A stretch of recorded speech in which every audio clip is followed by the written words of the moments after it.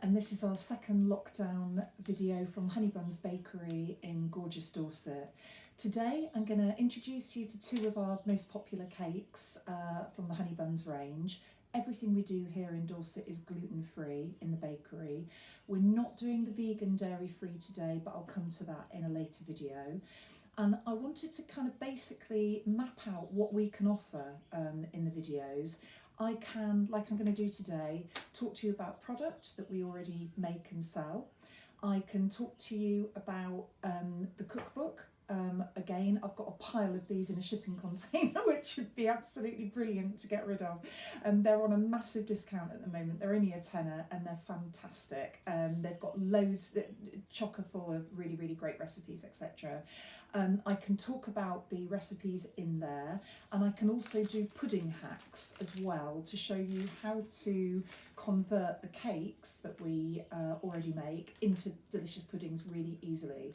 So I'm going to do a little bit of each of those components today. It would be brilliant if you could feed back to us what you like, don't like, what you'd like to see more or less of, and we'll adapt content accordingly. We want to do it for you, lighten the load, make it easy for you to whiz up a pudding if you like, whatever you want, just let us know.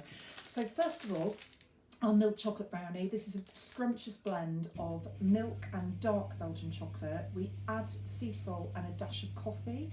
Both the sea salt and the coffee accentuate the chocolatiness. It's one of the kind of like little chefy tricks that we were told back along, and it really works. You can also, because you're getting maximum flavour from the chocolate, you can really dampen down on the sugar, the added sugar that you put in the recipe.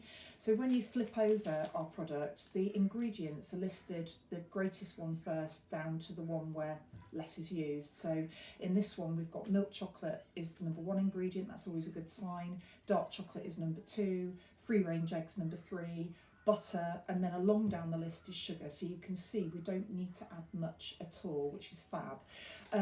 Brilliant, dense, intense chocolatey flavour and a really beautiful slow baked fudgy texture. For added texture throughout the product, we like to have a blend of melted chocolate and then chunky bits of unmelted chocolate in there as well. And ditto, we use ground almonds instead of flour. And then we put roasted, nibbed, chunky bits of almond in as well. Again, all for added texture. Really, really delicious product. I know this is a bit of a hard sell, but they are online if you want to buy them. I will happily show you how to make these in a video if you would rather that. So I don't just want to promote what we've got online. This is our plain flapjack. The 2 different sizes are literally, because we've got more stock of this old size, which was massive. Correspondingly, we've got the smaller one, and the price reflects the narrow shape. We're not ripping you off. We just had feedback that there were too many calories in this one, so that's why they're different shape sizes. The plain flapjack is gorgeous, really, really simple. Rolled oats, golden syrup, butter, sea salt, brown sugar. That's it. Nothing more, nothing less. Really, really lovely. The thing that sets it apart from other flapjacks on the market, there are other good flapjacks on the market, but we think ours is extra delicious because it's slow baked, really slow baked. It's in the oven for about 45 minutes, I think, 40 to 45 minutes. And it gives a really correspondingly beautifully fudgy, slow baked texture. You don't get that any kind of residual granular finish from any sugar that hasn't dissolved properly, and nor is it too dry. So a real classic, that one. Yeah, also available online. You can buy these, you can buy 1 cake if you want from us, or you can gift to somebody really special who might be having the lockdown blues in a tin. Now I want to show you how to make a pudding really quickly. This is the milk chocolate brownie that I described earlier. We're going to do a really quick pudding hack today. I've got berries that were kicking around in the back of the freezer, which we are supposed to use to make smoothies with the kids, and we never ever do. I think that is raspberry, blueberry, strawberry, but any blend that you fancy really. And then I've chucked in some vanilla ice cream. Again, it was just scooting around in the freezer. Use anything you fancy. And I'm going to stick it in the blender and see what we end up with. It's not perfect.